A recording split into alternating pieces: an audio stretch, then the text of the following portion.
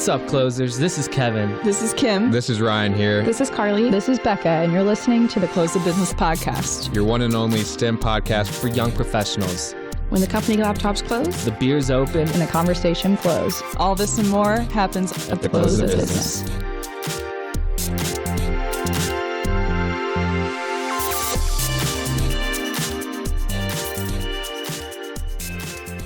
Yeah, we are going. I'm We're sorry. live. Mics are hot. All right, welcome everybody to episode 29 of the Close the Business podcast. Our episode today is on Diode Ventures. Diode Ventures is essentially a startup company that's funded by Black & Veatch.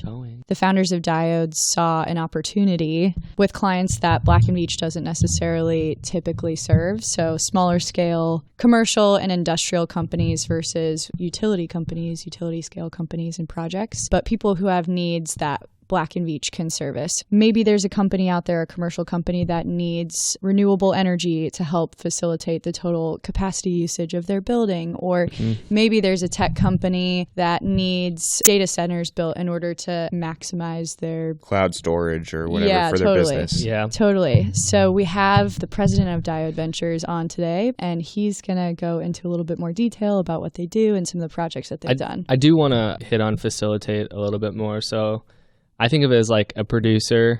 They're kind of bringing all the different pieces together. So a tech company, they're in the cloud storage hemisphere. They don't know how to build a data center, design it, or get it the power it needs.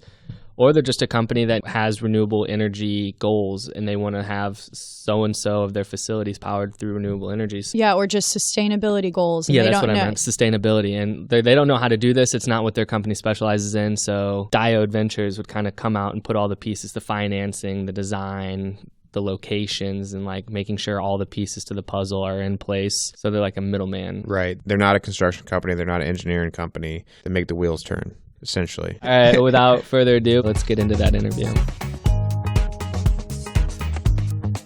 All right, we are sitting down here with Brad Hardin, entrepreneur, president of Diode Ventures, and survivor of a 6.2 on the Richter scale earthquake. So welcome. Thanks. It's good to be here. So president of Diode Ventures, what kind of roles, responsibilities, just quickly go through your role and title with Diode, yeah. Yeah, sure. So thanks for having me. Yeah. Too, Yeah, gang. of This is course. good.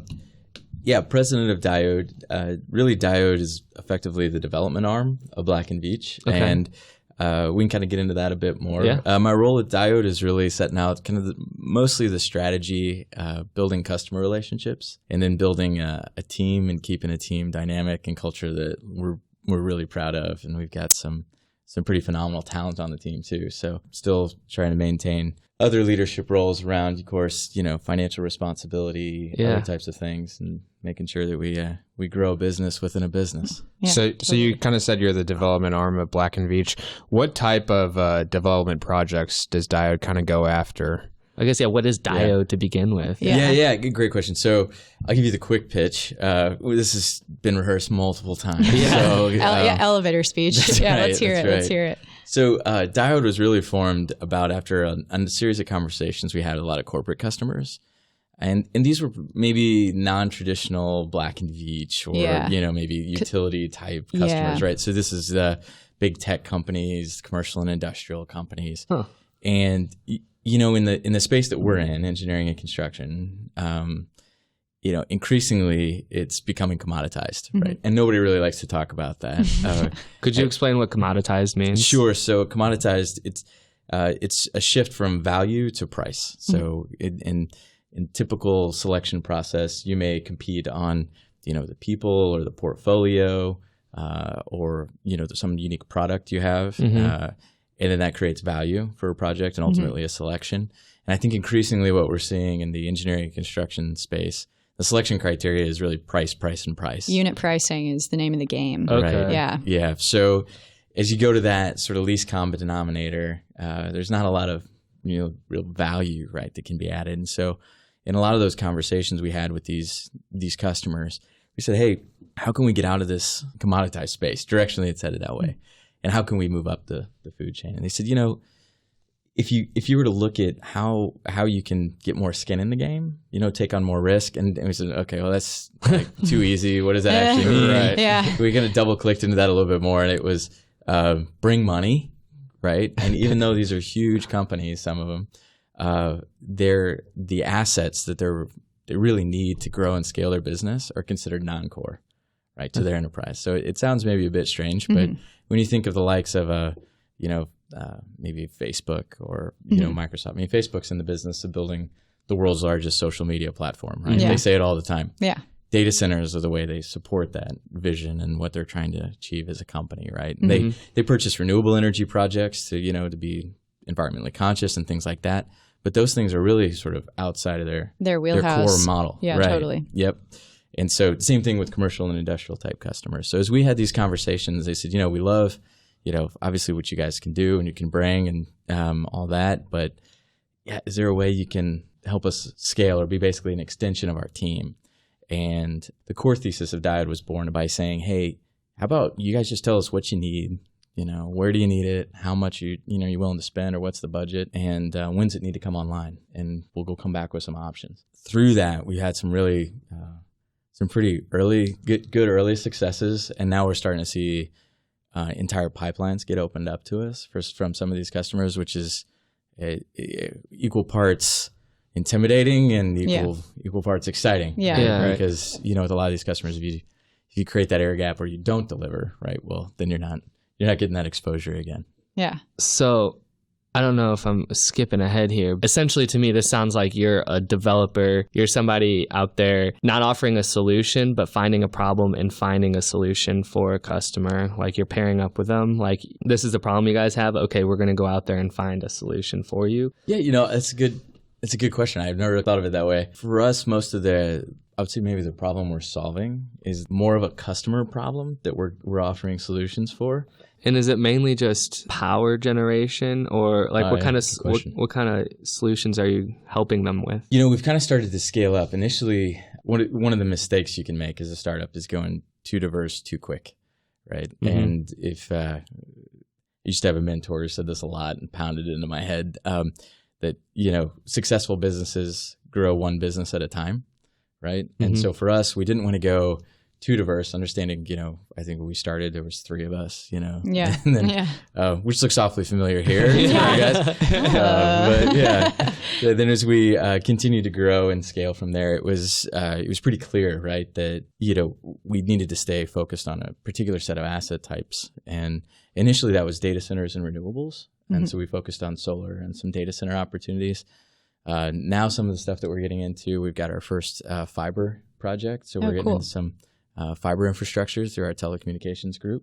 We're also looking at food infrastructure. So we've got a very large food infrastructure program in Asia and the Middle East. What does that even look like? What does that mean? Define food infrastructure. Are you building roads out of Bologna? No. Yes. I think the other question I usually get asked is, are you doing anything with cannabis? And so we're not doing anything with cannabis at this point, or yet.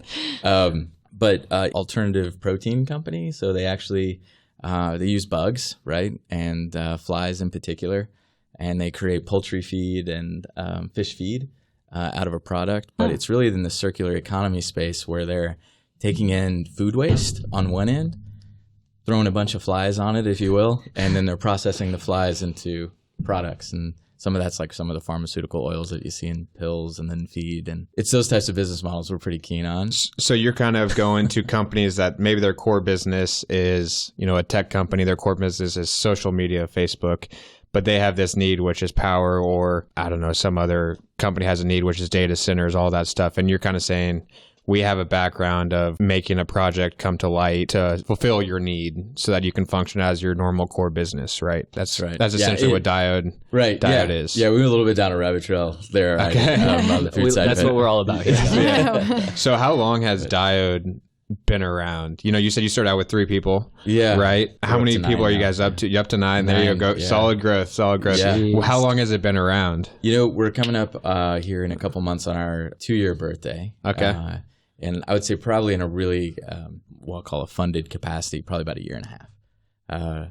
we had our, big goal to be profitable in the first 12 months, which was, really close. But we're on track to be profitable this year, which will be good. Oh, that's still awesome in and of itself. Yeah. Right? Yeah. So we're excited about it. It's funny. One of my friends that I've known for quite a while, when we first were talking about getting Diode Ventures off the ground here at Black & Veatch, why would you start a company within a massive company? Just go do it on your own, why would you do that? And I've always believed that there's huge amount of opportunity to leverage the expertise, the Rolodex, the resources that you have, in an organization like ours, and to start companies. I think there's tons of companies out there that are way underutilizing their own enterprises as a platform. I just wrote down the question, what's limiting you, Diode, from seeking A, B, and C customer? Like, it doesn't sound like you guys can just go to any business and offer a solution, but it sounds like really the one thing you're leveraging and selling is the expertise of, the backing of Black & Veatch. We're really aligned to what we do as Black & Veatch. Right? Okay. So we're not going to go and develop like speculative multifamily housing or arenas or stuff that we don't have any expertise in, right? Okay. So for us, it's really focused around, we already have expertise here as B&V. And the whole vertically integrated, delivery model, the whole build to suit thing, that's not necessarily new. I mean, there's developers out there who, of course. What does that mean? Build to suit is, where you have a tenant or somebody, like a Starbucks, and they come in and say, hey, I like your parking lot. I'd like to build a Starbucks there. And they say, okay, well, give us your specs and we'll build that for you. And in the end, all Starbucks signs up for is a lease, right? Okay. And all the other costs are borne by the developer. Yeah, right? yeah. So it's very similar to how our model works, right? Is we say, okay, you guys give us all the details, what you need, whatever, and you're going to sign a lease or an offtake agreement up front.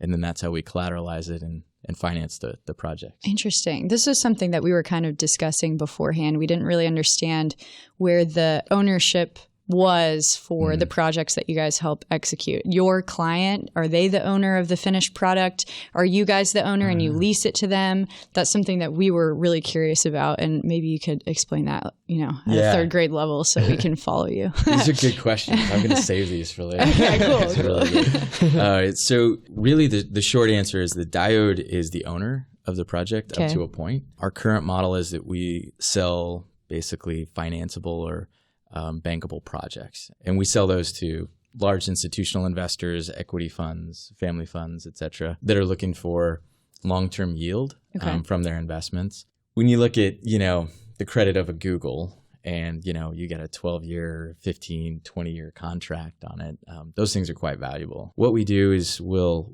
basically form what we call a special purpose entity or a company. All the contracts are held within that company, including the leases, the land leases, all the other stuff that goes into making a project. Our design and our construction contracts are all held at that level too. And then we basically get it to a point where everything's executed in place, and then we go to the market to sell the project. And understanding that really our core model is not, at this point, isn't to invest. It's not like we're sitting on, $300, $400 million worth of equity, but there's a lot of other funds out there who are. And so they'll go in and they'll make bids, and effectively they buy that special purpose entity or that company, and then we get paid. So you're finding the source. Your client is the demand. Probably the easiest way to think about this is if you have a house, right, and you find a tenant to bring in and lease that house, right? So they're going to pay you rent, right, for the house, which is the same thing an off-taker does, right? They pay you for the energy, right? So they pay you for basically the product that's coming off that. The house, same thing.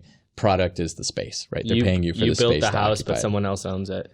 So what we do is, as the tenants in that house, right, the house is effectively owned by a company, right? And so everything from the lease agreements to the mortgage to the title of that house is all held under a company. Yeah. Right? So what we do is we basically procure the house or get the option on the house. We go get the lease for the tenant. We go get the mortgage lined up, the financing lined up. And all that is basically contracts that are ready to execute that all sit under that company. And then we sell the company who has the financial means. So from start to finish, like let's just say I'm Facebook. Congratulations. Yeah, thank you. Yeah. I'm Zuckerberg. Yeah. Nice. Yeah. I didn't know a billionaire watches the room. Dang. Let's say I need a solar farm. What do you do? Do you like find the piece of land, determine where, you know, they say we plan to have this many users by year 2030. You know, we need to supply that. Obviously, that comes with data centers. Do you determine like how many data centers they need, where to put the data centers? Is that being a developer? Is that what you do? Yeah. So maybe I'll just give you a specific example. So, and with this one we can disclose because there's all sorts of press around it, which is kind of exciting. So the project is in Taiwan, and originally we were approached by Google. That's where you had the near-death experience of the earthquake, right? The earthquake, right, right. Yeah, that was an exciting day. So in that example, Google was looking for some renewable energy to really kind of offset some of their carbon emissions from a data center project they have over there. And it was a bit of a challenge. Taiwan, a bit land constrained. There's some other pretty unique challenges there. But we did find, to your earlier question, some potential sites. In fact, we found one project that was already sort of in early stages of development that we really went in, started working with a local partner there in country, and found that we had a unique opportunity there to build in both what Google was after and then take advantage of a fairly large feed-in tariff or electric utility rate incentive program. So did they want to build, or did they want it to be solely for their data center, or did they just want to be able to say we had a hand in a project that created renewable energy? Or combination? Yeah, great question. So it's kind of a combination of like the RECs, so the renewable energy credits, right, that go with being an off-taker of renewable energy generation sources. What do you mean by off-taker? Yeah, off-taker is basically where you're a contracted consumer. So while you may not get the electrons that get generated from a particular project or a location, that you're the one who's responsible contractually for putting those renewable energy electrons onto the grid. Okay. Right. That's really kind of what their focus was. And some of the challenges there in Taiwan specifically is they have a really aggressive feed-in tariff, which is effectively where the government or utility pays incentives to local developers to develop renewable energy projects. And a lot of them are trying to hit sustainability goals and other things, which are the drivers for these incentives. And so they were trying to compete against these, tariff rates. And of course, everybody was going to work for the tariff rate versus try and sell something at potentially a slight discount to Google, even though they're Google. Yeah. And so we went through that. We saw the opportunity more as a strategic advantage to beginning the relationship with Google. So how'd you get your foot in the door with Google? Because they're not a traditional client of Black & Veatch. Right. And so how did you even have the relationship to know that they had this problem and that they wanted to create a data center? Yeah, and it's going to make me sound cooler than I am, but which I'm not. So in a past life, I really helped lead a data center initiative, and Google was a client. So had some of those existing relationships that carried over. So I was able to pick up the phone, call some of the data center folks and see what they had cooking, as well as getting into this renewable energy side of things, understanding, what Black & Veatch does. Yeah. Right? So is that mainly how it works? The end user will typically be a utility that will purchase whatever project from you.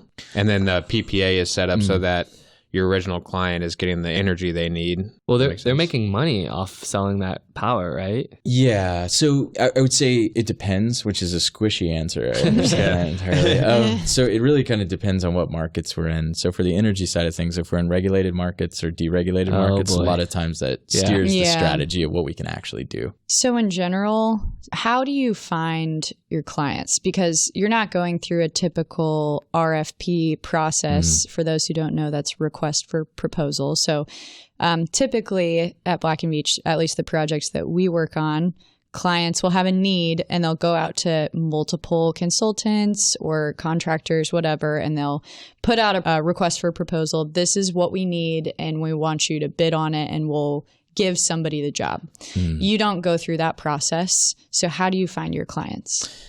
It's really a combination of networking, cold calling, and then even going through the Black & Veatch Rolodex for folks that have smart connections and experiences and relationships with folks that we're keen to work with. So to date, largely folks we're already networked with. Some cold calling stuff, it takes longer, of course, with that because you have to build a relationship from the ground up on those types of customers. And then, the Black & Veatch Rolodex has been actually pretty doggone helpful. So we'll get a lot of emails and phone calls about opportunities that pop up from the larger Black & Veatch enterprise. And they say, hey, is this interesting to you? I was contacted about this development or this project, and is this something Diode would look at? The hardest part is saying no. Oh, I'm sure. Yeah. You really want to do as much as you can. Some of the opportunities are a bit challenging versus others, right? Like, hey, I've got a cousin in Belize, and he's got a couple of acres he wants to do solar on, you can stay in his treehouse if you want, right? While you're building it, live off the grid. We kind of have to say no to some of those opportunities. There's a lot of work that goes into closing a project, and the amount of diligence and research and everything else that goes into making an investor comfortable with spending, tens or hundreds of millions of dollars. Yeah, and it's a small team managing a ton of moving parts. It is. So it is. I can understand. What parts of the world are you doing a lot of these projects in? Can you kind of touch on that a little bit? Yeah. It's about right now, I think, kind of thinking through the portfolio we got, it's about a 50-50 probably between domestic projects here in the U.S. and then in specific Asia. There's a huge amount of growth in Asia, whether that's data centers, renewables. You said Diode's been around for about 2 years now, and you guys are in the renewable energy and data center primarily from what we've heard so far. What do you kind of see as the future of Diode, and what type of projects do you think Diode is going to continue to go after? Yeah, we'd love to keep doing projects that really aligns to Black & Veatch's portfolio. We think there's a tremendous opportunity increasingly with companies that are private corporations. So maybe not like the typical utilities or governments and those types of, really structured RFPs. But I think in that, we're starting to see the size of the projects, whether it be data centers or utilities or fiber infrastructure. On the commercial and industrial side, there's a phenomenal amount of opportunity for things like, we're getting into batteries now, energy storage. We're also talking about a autonomous vehicle / electric vehicle charging network. No, cool. We'll see where the Hyperloop goes. We're having some discussions there. That's definitely a first of a kind. We're even right now kicking around this kind of unique concept around a floating data center concept, which is a bit fun. So we're getting into some of this. When you think about why would anybody do a floating data center? But then you also understand, probably some of those questions that were originally asked about what we do with the floating LNG, liquefied natural gas type processing facilities. Probably a lot of the same reasons. It sounds, even though it may sound a bit like a crazy first idea, there's some pretty unique advantages and potentially even IP that we'd be shifting into there, because data centers require physical security, a lot of cooling. So there's some interesting seawater cooling technologies out there that could help reduce the amount of energy that gets consumed. And, obviously you've got, in the event of political upheaval or other sort of, potential exposure there, it's a ship and you can potentially undock it even and move. But I don't think we're intentionally not putting any brackets around it to say this is only what Diode does. Yeah. So. I think you were asking about kind of the future of Diode. Yeah. We don't know. I mean, that's kind of also the really fun part about leading and growing a business is that if you believe that you already know how the story ends, you'll be wrong and usually disappointed.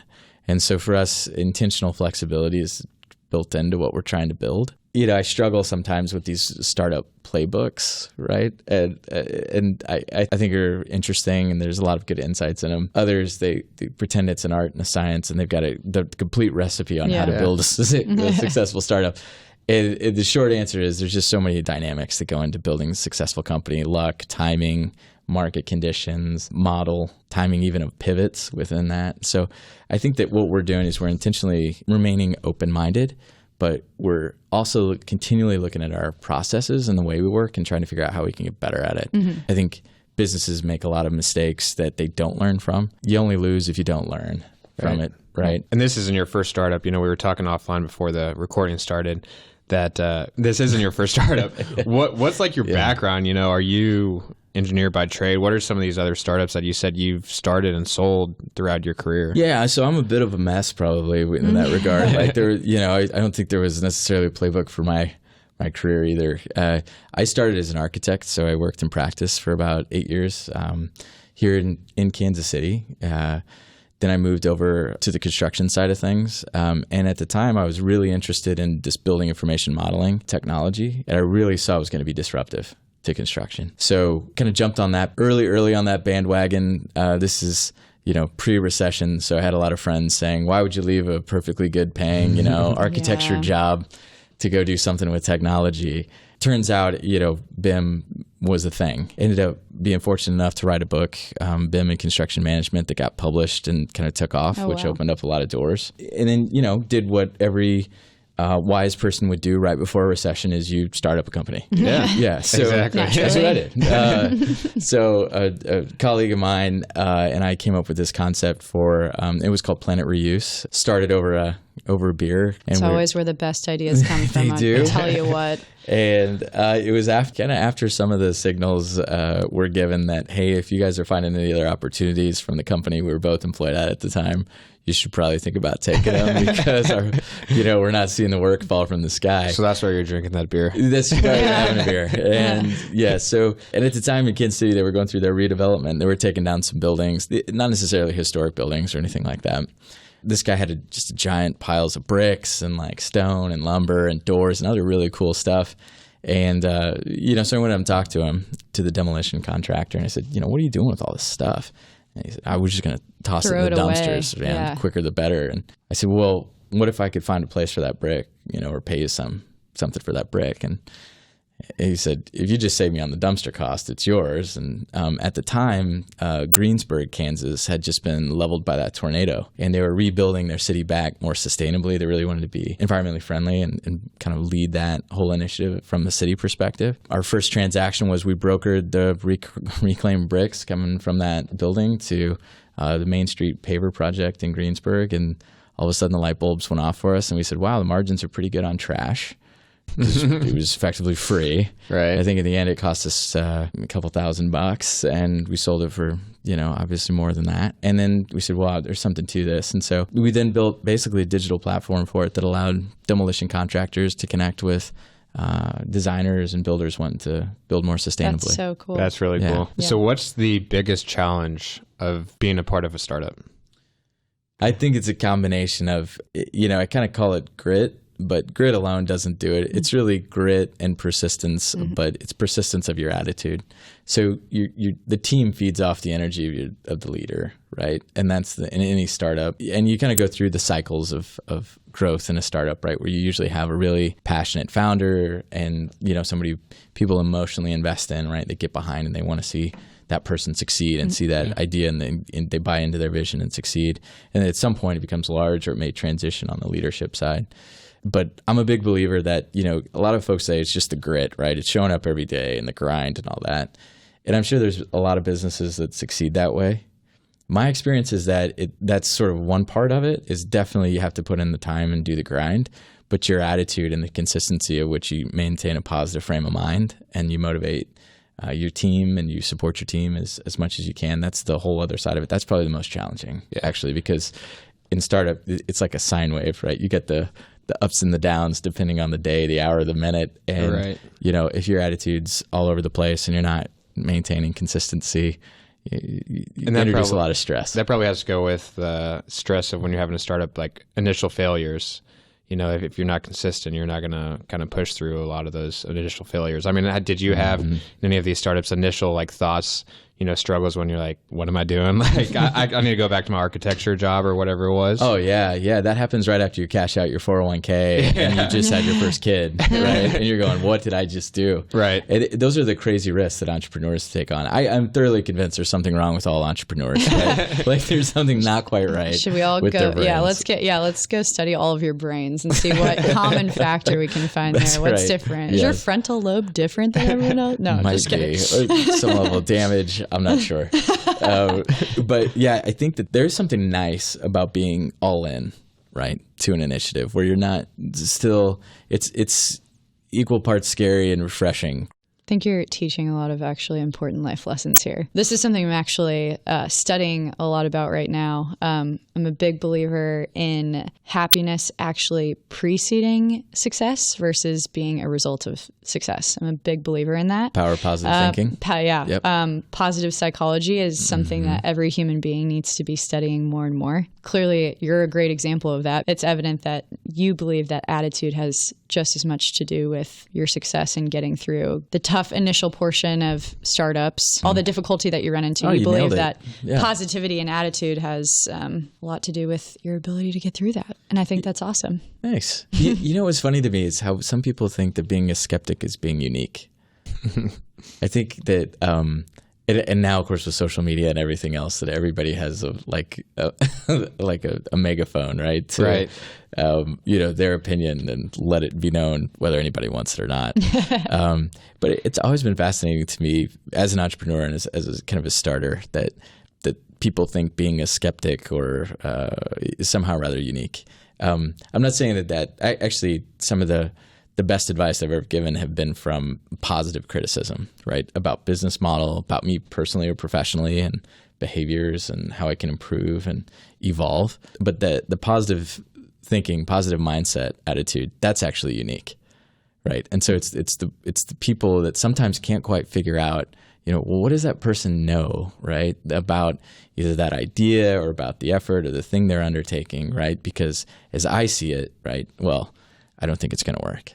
Right, or it can't work because of X or Y or whatever, right? And I'd love to let those opinions be known, and and that's fine. But I can tell you, most entrepreneurs is just kind of like water off a duck's back, and kind of like, well, it doesn't really help me, right? Relationships I've had from a business standpoint are the folks who say, "Bro, that business model is busted," right? Because you haven't thought about these three things. Like, how would you handle those? You go, wow, no, I haven't thought about those three things. I need to think about it, right? Yeah. And he said, well, I got an idea for one. The other two you got to figure out, right? It's that dynamic, right? Where it's coming from a place of, no, it's not the skepticism. It's more of the positive criticism. Yeah, you can get there, but let's think about, here are some things you might not have thought about. What solutions are we going to come up with? Yep. We can find those solutions. We just got to sit down and figure it out. Right. Rather than, there's no way you're going to overcome this. Yep. Yeah, absolutely. I think that's awesome. So what is your feeling about Diode versus your other experiences in the startups that you've had in the past? Yeah, I think that in some ways it feels maybe a bit unfair still having entrepreneur like friends in the business world who don't have the backing or the support of an organization like Black & Veatch. And I think how our leadership is positioning things, how we're investing in things, it's just tremendously exciting. Obviously, I'm bullish on Diode. We're pretty excited directionally about where we're headed and glad to see some of the successes we've had already.